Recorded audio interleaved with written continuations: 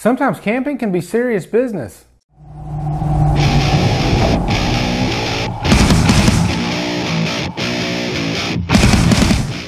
Desolation stars Jamie Page, Toby Nichols, and is directed by Sam Patton. What's up, guys? Welcome to a brand new Netflix horror review. I like doing these Netflix horror reviews from time to time because a lot of times there's just so much stuff on Netflix. You can get lost in the mix. So, and this one is actually a requested review. Formerly Horror Ghoul, but I think she changed her YouTube name to Horror Fan, Jill. She asked me to review Desolation, said it was definitely worth checking out, so I checked it out, and yeah, I'm glad I actually watched this one. I kind of enjoyed it. But before we get into this review, a couple more shout outs too. Just, you know, when I go through my comments to see who's commenting on a lot of my videos, there are a few that really stick out that like watch so many of my videos that it's just humbling, and I feel like I need to give these people a shout out. So, two people. One of them is Akira Slayer and Jessica Kugler. Thank you two for checking out so many of my videos. I really appreciate it. As well as Horror Ghoul, or now Horror Fan.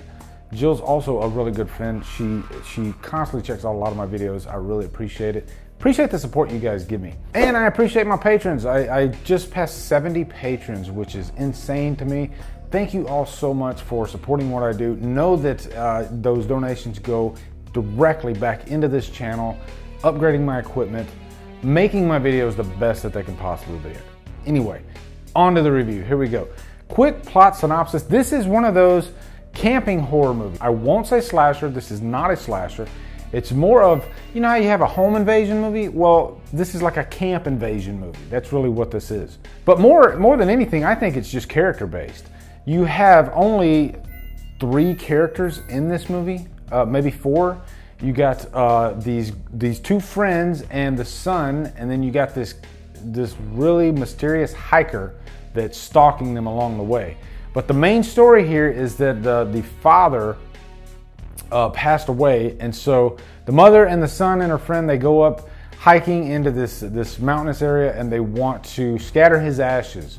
And so it's a long hike. It's a few days hike, and then once they're on their way back, they notice that this strange hiker is following them. And he's not saying a word. He's just there all the time, and they're starting to freak out about it. So at first, you know, this is low budget. You can tell it's low budget, but it's very well scripted. I really had a good time with these characters along the way in this movie, and you know, that's a big thing. I don't care how big your budget is. If you focus on your characters, let them do the work for you, then you will have a good movie. I guarantee it. John Carpenter is a perfect example. The guy would just sit a camera there, no flashy movements, let the characters do the work, and that's what he did. Hell, Alfred Hitchcock would do that. So Sam Patton did a good job with this. He did a good job letting these characters do their lines, and more importantly, having you invest in them. You know, I did not expect to like this as much as I did, especially looking at the trailer. So, you know, a lot of times when you look at these trailers, especially for lower budget movies, sometimes the message doesn't get across, you know, because you only have 2 minutes to get the message across.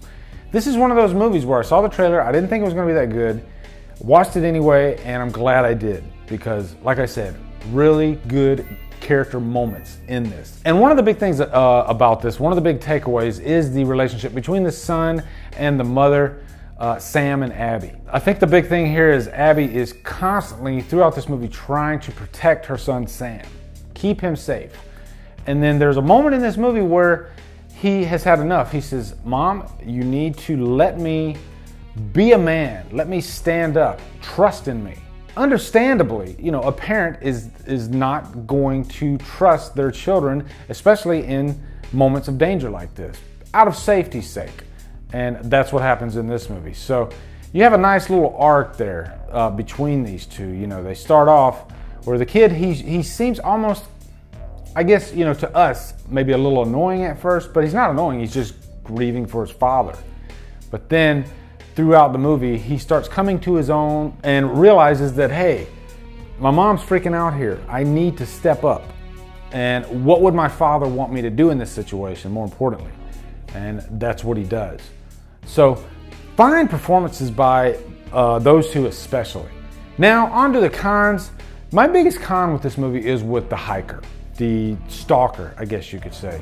First off, visually, I did not find him that interesting to look at, and because so, I didn't find him believable, I guess. I guess the fact that this guy's just standing there in the woods for no apparent reason is kind of weird.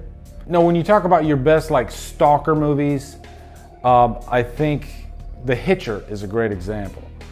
Rutger Hauer like is probably the greatest representation of a stalker in a movie. You know, of course I could say Michael Myers because the first Halloween really is a stalker movie. But to mention a lesser known one, The Hitcher is like one of the best stalker movies I've ever seen. Rutger Hauer is scary as hell, and he doesn't have any kind of costume, no flair, just a normal guy. So I think that's the lesson here, is in this movie I wasn't as intimidated by the stalker as I wanted to be. But luckily that relationship between Sam and Abby saved this movie for me. Really enjoyed it actually. I would give it a high humdrum, almost to a purchase worthy, just because of their performances. But still, definitely a solid movie on Netflix. So if you have Netflix, which most of you probably do, go watch this now. I think you'll enjoy it, I really do. And it's a good way to support independent horror. So what are your thoughts on Desolation? Looking forward to hearing them. Also, be sure to come over to Killer Flicks, or Killer Chicks is what we're calling it this week, because the theme of the week, and big shout out to Jason Smith who does these themes of the week. We're doing Killer Chicks, so we decided, hey, let's change the title of the group to Killer Chicks for the week, which is really fun. So we've been getting some comments on there saying, why is the name changed? It's temporary. It's only for the week, and then it's going to be changed back. Hell, by the time this review comes out, it might already be changed back to Killer Flicks, because it takes me a while to get these things edited. Also, if you notice my background here, it's different. I'm trying to mix things up. Also, my Drumdums Evil Lair is being occupied at the moment. So I wanted to show my wife some love. These are all her paintings behind me, and they look really awesome. And I'm going Jason Smith style from Sinister Cinema Reviews. He does all his reviews in his garage, and so it's kind of fun. You know, you get a little bit more echo, but yeah, I'm digging it. So anyway, guys, be sure to follow me at Drumdums on Facebook, Twitter, Instagram, Letterboxd, and now Stardust. If you like what I'm doing, hit that subscribe button. I'd really appreciate it. Anyway, guys, thank you so much for watching. Have a great day, and Drumdum out.